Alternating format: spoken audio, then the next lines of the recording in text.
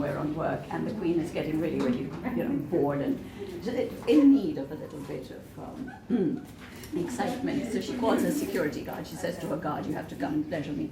And the guard is petrified because, he's like, "Oh my God, I have to make love to the queen. If the king finds out that he'll behead me." So he takes out his organ, and he can't penetrate because he's trembling and shaking. So it keeps knocking against her instead of going in.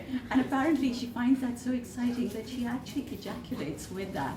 So in Rwanda, they have this pleasure technique called Kunyaza, where they actually bring women to pleasure by making the women ejaculate. It's that important for them, which I had no idea about. So thank you, Habib, for telling me.